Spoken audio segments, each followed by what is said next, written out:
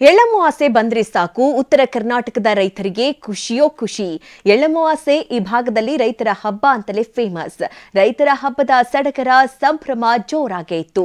ಜಮೀನುಗಳಿಗೆ ಹೋಗಿ ಹಸಿರಿನಿಂದ ಕಂಗೊಳಿಸ್ತಾ ಇರೋ ಭೂಮಿ ತಾಯಿಗೆ ಪೂಜೆ ಮಾಡಿ ತರಹೇವಾರಿ ಭಕ್ಷ್ಯ ಭೋಜನದ ಅಡಿಗೆ ಮಾಡಿ ಸಂಭ್ರಮಿಸಿದ್ರು.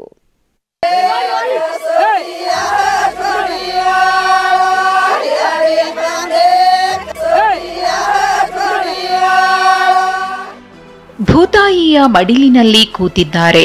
ಹಚ್ಚ ಹಸಿರಿನ ಬೆಳೆಗೆ ನಮಿಸುತ್ತಿದ್ದಾರೆ. ಬದುಕು ಕೊಟ್ಟ ನೆಲಕ್ಕೆ ಚರಗ ಚೆಲ್ತಿದ್ದಾರೆ. ಎಳ್ಳಮಾವಾಸ್ಯೆಯ ದಿನ ಭೂತಾಯಿಯನ್ನ ಪೂಜಿಸುತ್ತಿದ್ದಾರೆ.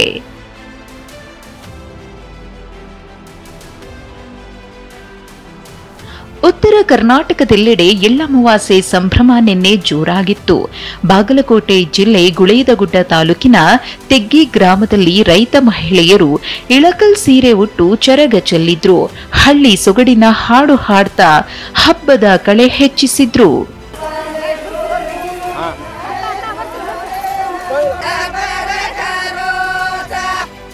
ಎಳ್ಳಮಾವಾಸ್ಯೆಯಲ್ಲಿ ರೈತರು ಭೂತಾಯಿಗೆ ವಿವಿಧ ಆಹಾರ ಪದಾರ್ಥ ಹಾಕಿ ಫಸಲು ನೀಡವ್ವ ಎಂದು ಬೇಡಿಕೊಂಡ್ರು.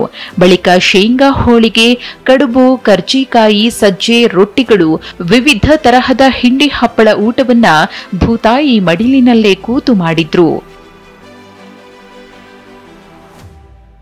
ಯಾದಗಿರಿ ಉಮ್ಲಾನಾಯಕ್ ತಾಂಡಾದಲ್ಲಿ ಕೂಡ ಎಳ್ಳಮಾವಾಸ್ಯೆಯ ಸಂಭ್ರಮ ಮುಗಿಲು ಮುಟ್ಟಿತ್ತು.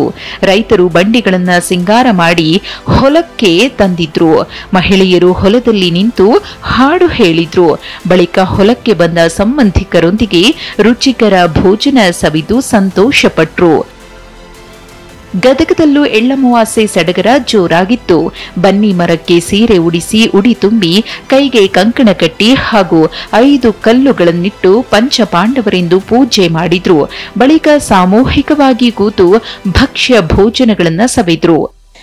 ನಾವ್ ಈ ಹಬ್ಬನ ತುಂಬಾ 1 ವಾರಲಿಂದ ಪ್ರಿಪರೇಷನ್ ನಡೆಸಿರ್ತೀವ್ರಿ. ಬನ್ನಿ ಗಿಡದ ಪೂಜೆ ಮಾಡಿ ಅದಕ್ಕೆ ಚರಗ ಚೆಲ್ಲಿ ನಾವು ಪೂಜೆ ಮಾಡಿದೇವ್ರೆ ನಮ್ಗ ಫಸಲು ಚಲೋ ಬರ್ಲಿ, ಅದಕ್ಕೆ ಬೆಳೆಗೆ ಚಲೋ ಬರ್ಲಿ, ಅದಕ್ಕೆ ಬೆಲೆ ಸಿಗ್ಲಿ ಚಲೋದು ಅಂತಂದು ನಾವು ಭೂಮಿ ತಾಯಿಗೆ ಆಶೀರ್ವಾದ ಪಡ್ಕೊಂತೀವ್ರಿ. ನಾವು ವರ್ಷಕ್ಕೊಮ್ಮೆ ಬರೋ ಎಳ್ಳಮಾವಾಸ್ಯೆಯನ್ನ ರೈತರು ಖುಷಿ ಖುಷಿಯಿಂದ ಆಚರಿಸಿದ್ರು.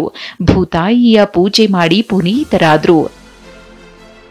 Bureau report, TV9.